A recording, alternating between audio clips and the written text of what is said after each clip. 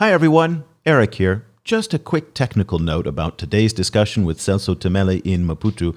You'll notice that there's going to be a little bit of an echo in his line because he was in a big empty room. And unfortunately, that was the only place we could find to record. It's still totally audible, but I did want to give you a quick heads up. Enjoy the show. The China and Africa podcast is brought to you in partnership with the Africa-China Reporting Project at Wits University in Johannesburg. The ACRP promotes balanced, considered reporting on Africa-China relations through innovative training programs held throughout the year. More information at africachinareporting.co.za. Hello and welcome to another edition of the China in Africa podcast, a proud member of the Sinica Network from SupChina. I'm Eric Olander, and as always, I'm joined by Cobus van Staden, the senior China-Africa researcher at the South African Institute of International Affairs in Johannesburg, South Africa. A very good morning to you, Cobus.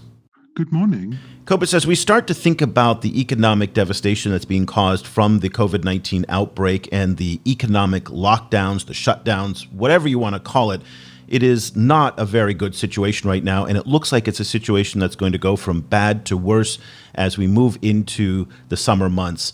There just doesn't seem to be much in the way of optimism, and economically speaking, for what's going to happen for many parts of Africa. This is compounded in southern Africa by the fact that they're also dealing with climate change issues, particularly drought, or in this case, in Kenya recently, we saw floods, and there have been locusts, and there's been a lot of challenges on top of COVID-19. Now, when we think about rebuilding after COVID-19, agriculture looks like it's going to have to play a very, very important role. And in that sense, there's something we're going to talk about today is China's role in China-Africa agricultural development and the model that they're taking. And Cobus, it looks like the Chinese over the past 10 years have taken a very different approach in their agricultural development using something called agricultural technology demonstration centers. This is something that started 10 years ago back in the 2006-2009 Forum on China-Africa Cooperation. And they're these centers that are now 22 around the world in 21 different countries. There are 10 in Africa. And it's so interesting because it combines business, technology, agriculture, and it's really seen as a different way and a different approach to development, and it could be very interesting to think about in the COVID-19 rebuilding process. Yes, these centers are aimed at helping African communities, agricultural communities, to adapt to new technology, to develop new seeds, frequently tailored to local conditions, and it's frequently done in collaboration with Chinese agricultural companies. So it's this interesting kind of hybrid model between a conventional aid model and a fully commercial model. In the process, also sets up connections between China as a market and Africa as a possible deliverer of agricultural commodities to China. This is a movement we've been seeing over the last few years. There's a lot of push in Africa to set Africa up as a kind of both as a kind of a farming center that sells crops, and then also as an agri-processing center, particularly for coastal countries. So all of this is very interesting, but it's very up in the air to see how it will actually function post the crisis. No, it's interesting because over the past 3 or 4 months, we've been focusing on these ATDCs on our website at ChinaAfricaProject.com, and we've been featuring reports and assessments and different insights on ATDCs from South Africa, from Zimbabwe, and also most recently from Mozambique, looking at the pros and cons of the development model. There are both, and we're going to dive in a little bit more into what's going on in Mozambique today. And we're so thrilled to have on the show Celso Temele, who is a Maputo-based country program manager for the international nonprofit development company TechnoServe, and he's the project manager working on the Agricultural Technology Demonstration Center in Maputo. Thank you so much for joining us, Celso. We really appreciate it. Yeah, thank you, Eric, and thank you, Cobus. Now, you wrote an article for us looking back on 10 years of ATDCs in Mozambique. Give us a little bit of overview of the good and the bad, looking back on those past 10 years. What's worked and what hasn't worked? Okay, as you so well introduced, the ATDC project or ATDC intervention started roughly 10 years ago in China during the Forum for Economic Exchange between Africa and China. And one of the positive aspects of this intervention was how fast it was implemented. From the former president of China, Hu Jintao, launching this initiative until the construction and operationalization of the intervention was a very short period, which showed the willingness of the Chinese government to support African countries to develop the agricultural sector. Just to provide a quick timeline, the agreements were signed in 2007, and the centers, which were fully built with 100% funding from China, they were completed around 2008. And so just to show you how quick the process was. Another positive aspect of this intervention was the model, which entailed that the centers will be managed by Chinese companies, Chinese private sector companies. Of course, there were a little bit of confusion in the beginning, because for some countries, the companies that were leading management of the ATDC were agricultural companies, but for other countries were not. They were construction companies, or there were companies that were dealing with in other businesses. But specifically for Mozambique, the center was managed by a company that deals with seed production and seed commercialization, which was a perfect match for the ATDC in Mozambique. And the advantage of this model was that the companies that were supporting management of the center brought in their business orientation and the business way of implementing activities, which was a lot different from what the government used to do when running or managing technology transfer centers. And also they brought in the value chain approach, meaning that they were not only focusing on the production side, but they were also focusing on looking at technologies that looked at the whole value chains.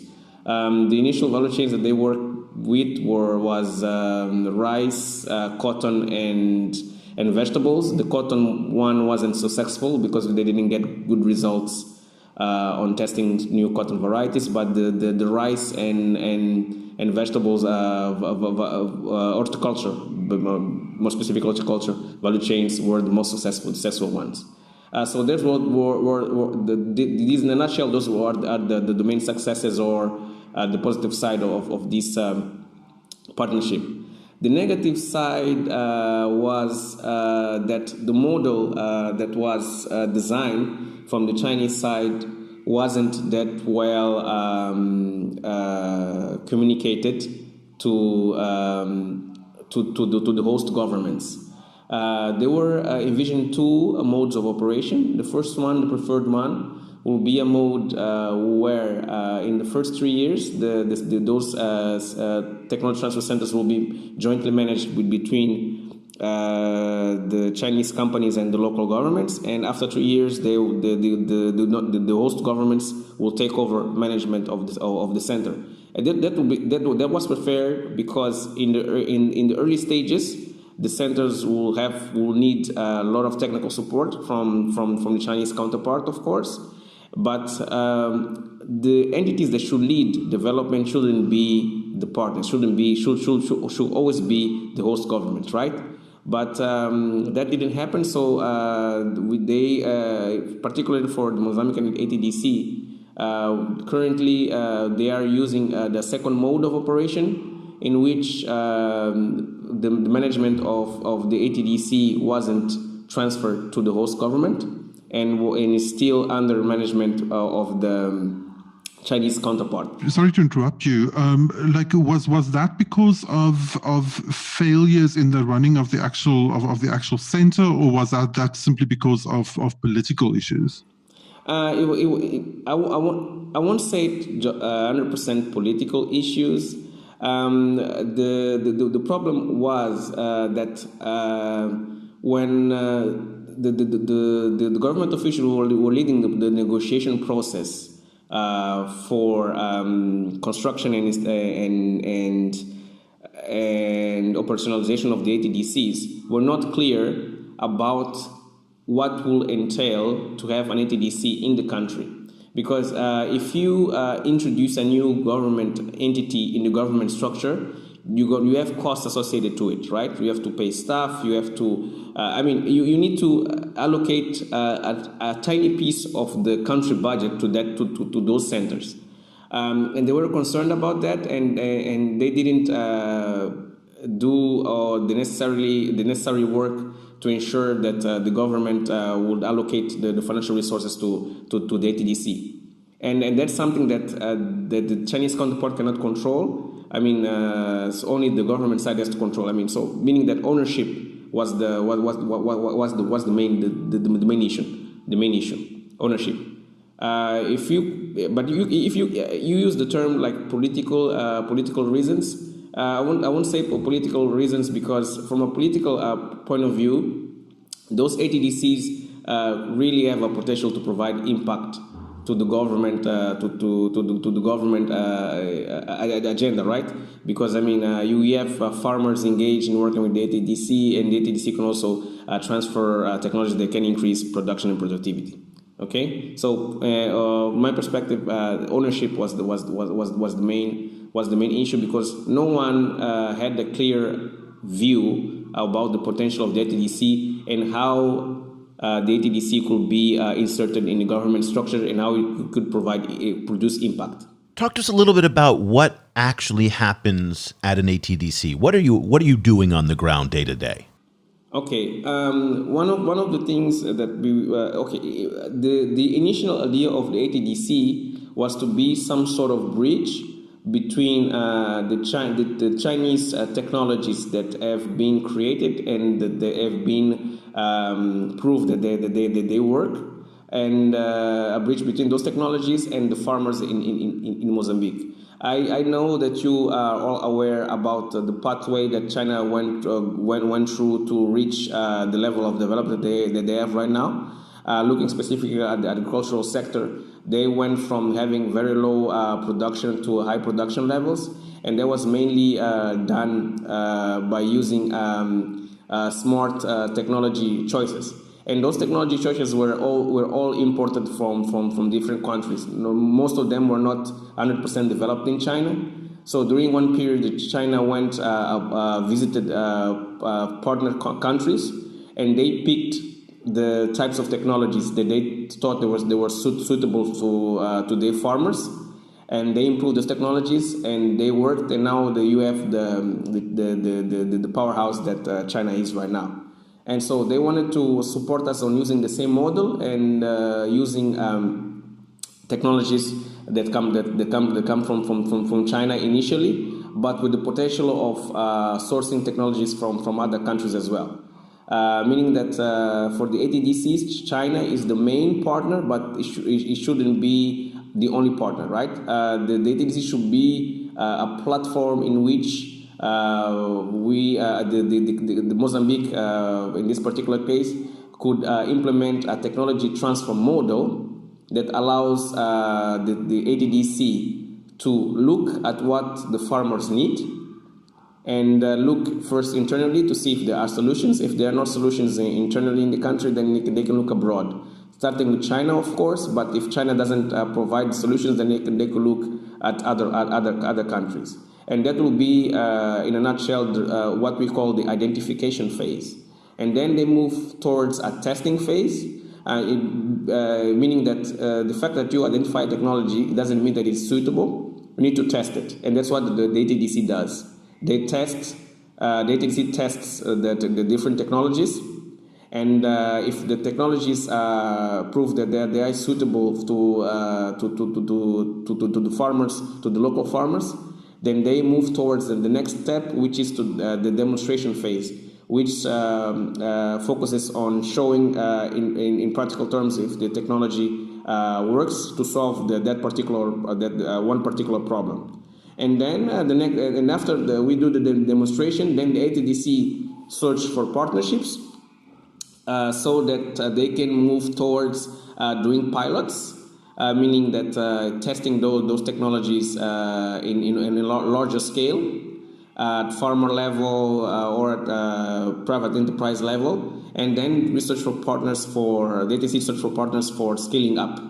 Meaning that we are aware that ATDC does not have the capacity to reach each individual farmer in the country. As you are aware, we are now almost 28 million people, and 70% of the population in Mozambique are farmers or are living in rural areas. So it's impossible for the ATDC on its own to reach that vast universe of farmers. So for scaling up and piloting, the ATDC has to search for partnerships. And partnerships include NGOs, private sector companies, and other government institutions to be able to share and transfer the technologies that ATDC has identified, tested, and demonstrated that they can be useful to farmers. So in a nutshell, that's what the ATDC does.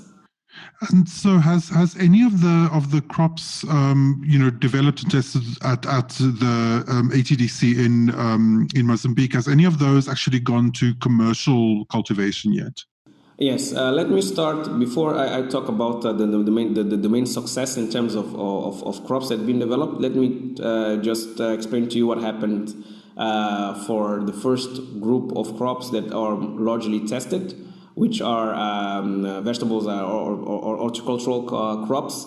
Since the beginning, the farm has been self-sustainable in terms of crop production, especially in production in horticulture, meaning that the Chinese counterpart has been importing seeds from China and testing them continuously. The varieties that perform well, they are commercially produced at the farm, and the farm has a store, and they sell those crops to the general public, but specifically to the Chinese community that lives in Mozambique for those specific crop varieties that are preferred by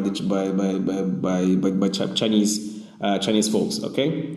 But particular to horticulture, we do not have one particular crop that has been released. When I say released, that has been made available commercially to the public, because the ATDC does not have the mandate to produce seed. The mandate is just to go through the process that I just explained. But the ATDC also worked with rice, and that's where they had the success. There are several rice varieties imported from China. They were tested at ATDC, and there was one that gave very, very positive results, and that variety is called Simiao. And now it's being commercially produced in 2 provinces in the country, in Gaza province here in the south, and in the center of the country in Zambezia province. Okay. Of course, that work wasn't done individually by the Chinese counterpart. It was a joint effort between the government of Mozambique through the Ministry of Agriculture and also by Liang Feng, which is the Chinese counterpart. So one of the main successes of the ATDC is the release of that rice variety. In terms of performance, just to give you an idea about the yields, in Mozambique, the rice yields are around 2 to 3 tons per hectare. And those are the yields that farmers on average get. But with the rice, with the Simiao variety, yields have increased up from 8 to 10 tons per hectare. So that's a major increase. And we have, as I said, we have two provinces where this variety is produced. Yeah, that is a very, very big increase. Is that additional output being sold for export, or is it being used in the domestic market? Now it's mainly used at the domestic market, because the rice sector the rice sector is quite a complicated one. As you I don't know if you are aware, but Mozambique, rice is one of the staple foods although we do not produce that much rice yet, meaning that our market, we have a lot of imported rice in our market. And the rice that's imported is very cheap, right? And now the rice locally produced it has difficulties to compete, because although we have a high quality rice, when you add in all the costs, then the price is a little bit higher when compared to the imports. So feasibility is an issue there. Okay. But the government is looking at the rice sector. They are collecting data to see if it's feasible to focus on increasing rice production, so that we can reduce imports. But we are still collecting data on that, because for that rice sector to be feasible, we have to involve the smallholder farmers, which are the majority of farmers in the country, the majority of population in the country. But for that to happen, we need to ensure that rice production is profitable. Because I don't know if you worked with cereals before. For crops like maize or corn and rice, you have to produce in quite a high scale to be able to make profits. But we know that smallholder farmers do not have large areas, so we need to. So what we are doing now, as a country, is collecting data to see if a smallholder can profit from rice. Because if we divert all the farmers towards producing rice in a large scale, and it's not profitable, then we will not be escaping poverty. We will be producing rice, yes, but the farmers will not be improving their financial situation. They won't be escaping poverty. Yeah, so those are the analysis that the country is doing at this stage. The image I have of rice production is that it's very water intensive. Is that true for the rice that's being produced in Mozambique at the moment? Yes. Yes, it is. As a country, I have to say that we are blessed in terms of access to water resources. We are on the coast, and most of the rivers in this particular region flow through our country. So both in the south and the center and the north, we have major rivers, and we have especially the Zambezi River, which is a very large river, and we have in terms of area with the potential to be used for irrigation, it's quite large, and we are using even less than 10% of what is available. Meaning that we are not concerned at this stage about water use, although we are going through a very hard period. This is our fourth consecutive year of drought in the south. But if you look at the center and north of the country, that's not a problem. So water shortage or access to water is not an issue. We have a lot of potential to produce rice here in the country. Very quickly, when we look at the work you've been doing at the Agricultural Technology Demonstration Center, and you compare what the Chinese approach to agricultural aid and development is with, say, a U.S.-European approach, what would you say are the differences and similarities so people can get their mind around what's going on?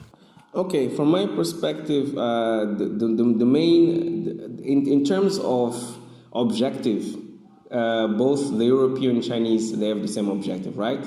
It's the purpose is to improve the agricultural sector, improve production and productivity, reduce poverty, and etc. So they have the same objective. But the delivery approach, it's what differs the most.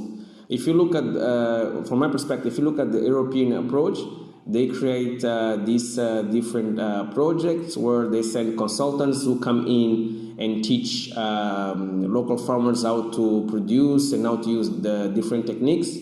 But there's always a gap in terms of access to market and also on how to do business here, because they are not in doing the business by themselves, meaning that they are not able to go through the difficulties that a local farmer or a local business owner has to go through here in the country.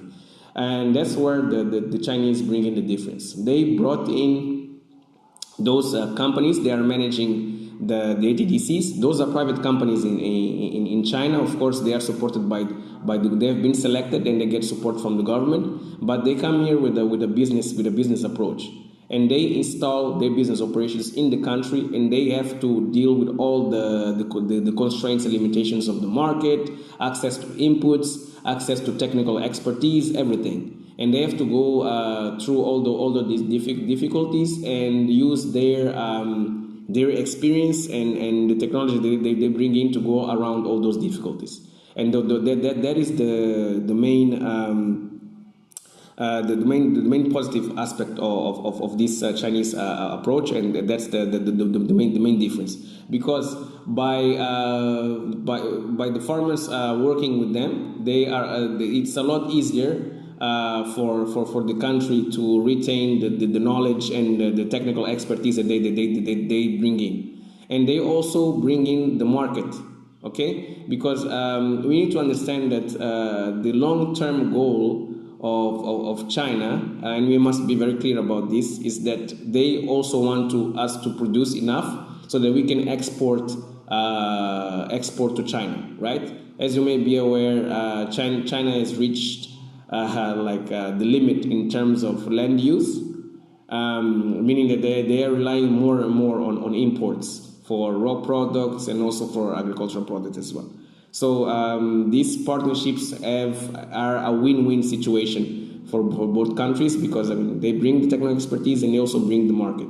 And roughly how far do you think we are from Mozambique actually exporting to China? Like, how long do you think that would take? Okay, for that to happen, we look at specifically. I'll focus on the rice example. For that to happen, we're going to need a clear positioning from the government. Okay. Because we have, I think, 3 or 4 Chinese companies here producing rice in the country, but they cannot do everything on their own if there are no policies supporting them to be able to do so. They have proved several times that it is possible to produce rice on large scale and with high yields. They proved here in the south and in the center of the country, but for them to be able to produce in very high volumes, they need some protection from the government at policy level, and they also need to include the smallholder farmers, because as you may be aware, land belongs to the government, right? And farmers are using the land, and if they want to increase areas, if they want to increase production, they have to partner with local farmers. And if there are no policies that support this process, then we are going to go through that process of dealing with issues related to land grabbing. They will be achieving high yields, but they won't be able to export because they won't be able to compete in the market because of things such as what I've explained earlier, the excessive imports of rice through the country, meaning that as you ask, how far are we? We are not that far away, but it will take a lot longer if the government does not decide what is the approach for rice production in the country. It's interesting that the focus is on exporting rice to China, in part because China is a country that has a lot of different sources for rice. Here in Vietnam, Thailand, China itself produces quite a bit of rice.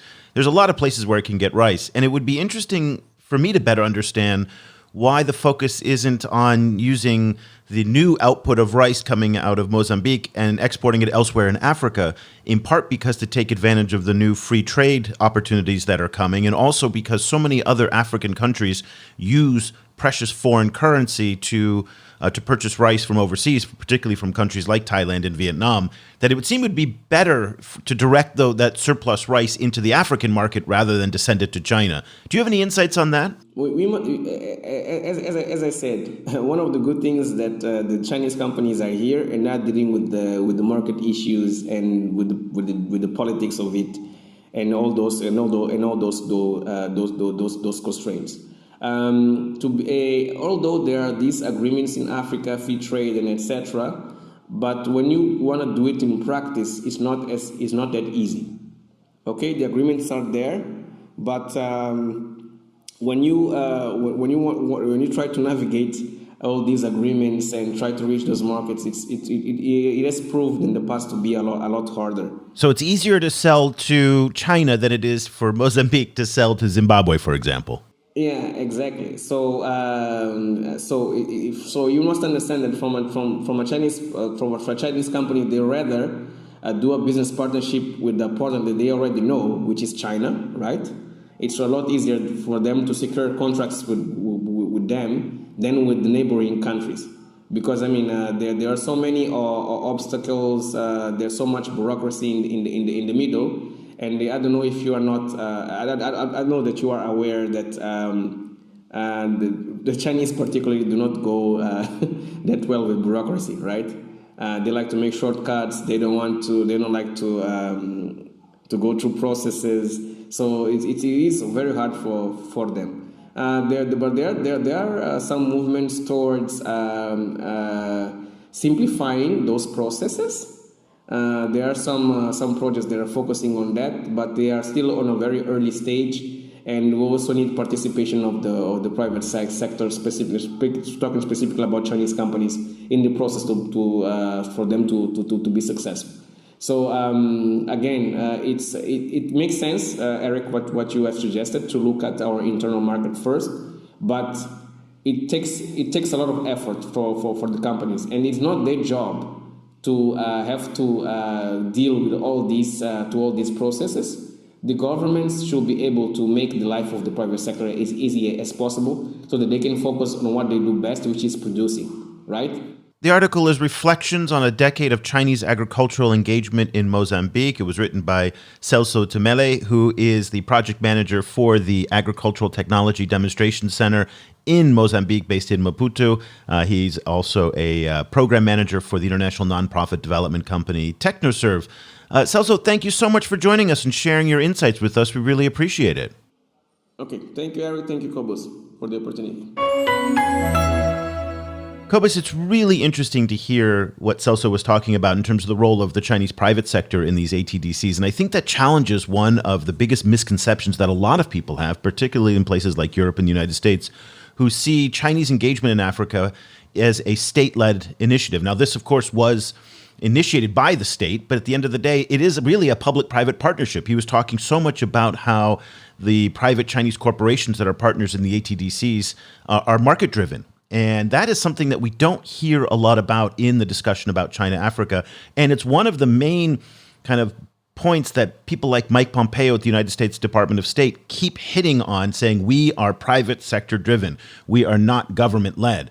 And these ATDCs in many ways are a positive story for China to hit back. They're not doing it for the most part. No one really knows about the public-private partnerships that are going on in these ATDCs, but it is an interesting aspect of this that I find a little bit surprising, to be honest with you. Yeah, it's very interesting, and it's a testament to how China, in innovative ways, kind of scrambles development models that we've seen before.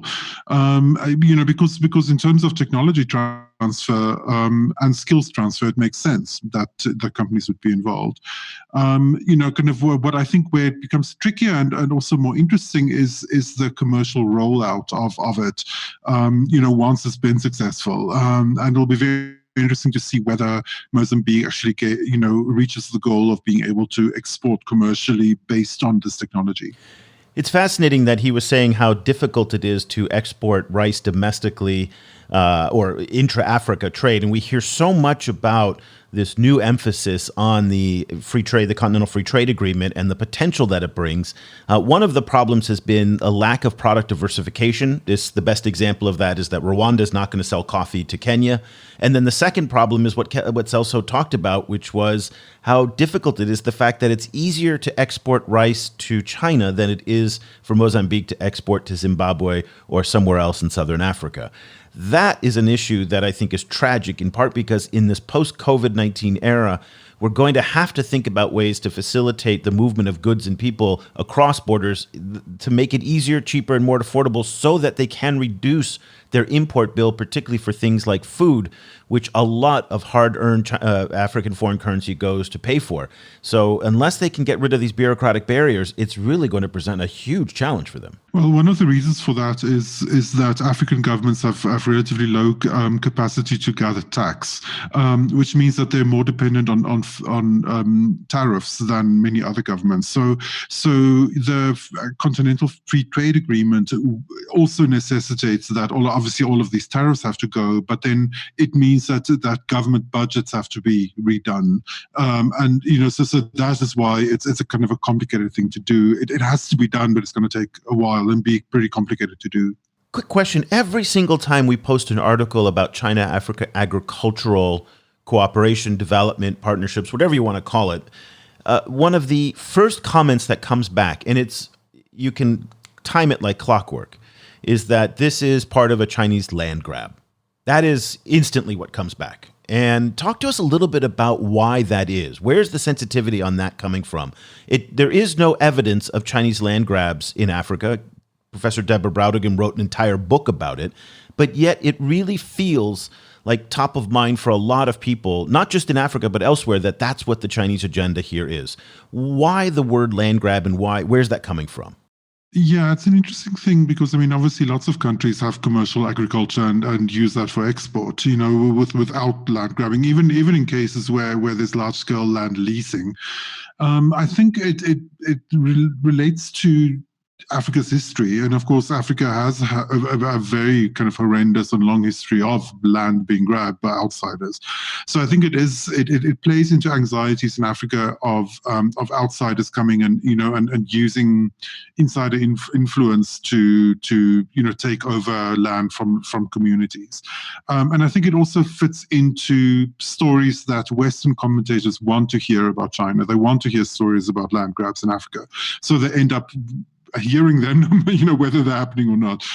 So I think it feeds into pre-existing narratives, and these kind of technology developments, I think in this is a small way of actually challenging those kind of narratives and pointing the way forward to commercial agriculture in Africa. But as we've shown, it's a long road. We've talked about this previously in the context of the African manufacturing and industrialization story, which a lot of us are quite skeptical will happen, in part because the infrastructure to do large-scale industrialization just isn't there. Power is not there. The regulatory infrastructure is not there. If it happens, it will be something that happens down the road, but not in the short-term immediate future.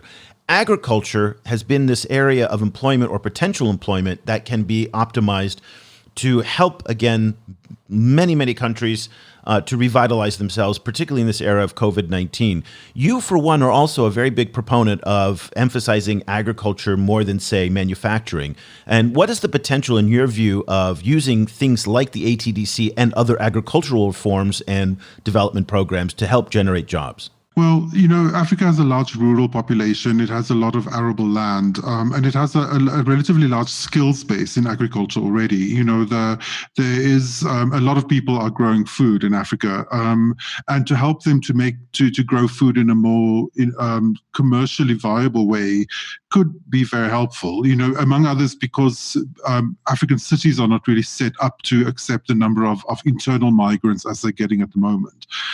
So more people staying in rural areas in Africa will be helpful. The problem, though, is that a lot of commercial agriculture, is particularly as we see in the US, in places like Iowa, so like in rural US, it's frequently a kind of massive monocultures, very, very large farms with very low populations, which then, if that model is implemented in Africa, it would mean sweeping millions and millions of rural people off the land, and then also stripping the environment, and essentially like paving everything in one crop. So both of those need to be avoided. The small-scale agricultural systems that are happening in Africa at the moment are valuable in lots of different ways, and their value needs to be preserved even as they are turned more commercial, and that is a very big challenge. It's difficult to work out how to do that. But that's where China, in fact, can come in, because that is exactly the way it is in China. It's small-scale farmers in China. It's not the big mega farms. It's really something very interesting. When you go out to rural China, you will see plots of land that are, very, very small. And in that sense, I think there's a lot of the expertise that the Chinese can bring to Africa, in part because their agricultural development system seems to be much more similar with the situation in Africa than, say, what we're seeing in Europe, which is heavily subsidized, or in the United States, which is corporate driven. And in that sense, I think there is a lot of potential also on the policy side, that so much of what Deng Xiaoping did back in the late 70s, early 80s to unleash the economic revolution of the 40 years that followed started in agriculture. And it was a policy, and it was in the regulatory side.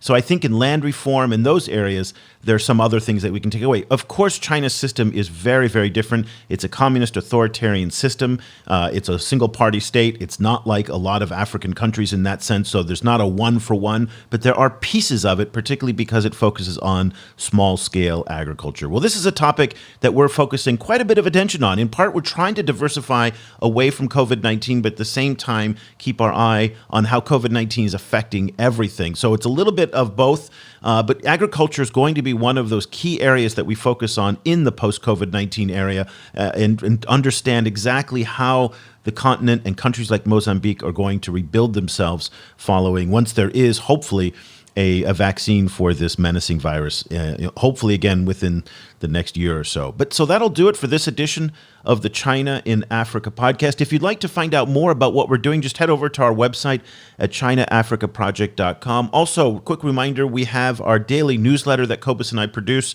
that goes out every morning at 6 a.m. Washington time, midday in Johannesburg, and then here in the evening in Asia. And it's basically a deep dive, and that's where we have all of the COVID-19 coverage up to the minute, everything that's going on. It is a digest that is thick. And so if you're following China Africa, especially for work, I think you would love to see what we're doing. Try it out for free for 2 weeks. Just go to ChinaAfricaProject.com/subscribe. We'd be great to have you part of our growing reader community. So that'll do it for this edition. Until next time, I'm Eric Olander for Cobus Van Staden. Thanks so much for listening. The discussion continues online. Head over to facebook.com/China Africa Project to share your thoughts on today's show. The guys are also on Twitter, where you can find Cobus at Stadinsky or Eric at eOlander. And be sure to sign up for the weekly China in Africa email newsletter by going to www.ChinaAfricaProject.com.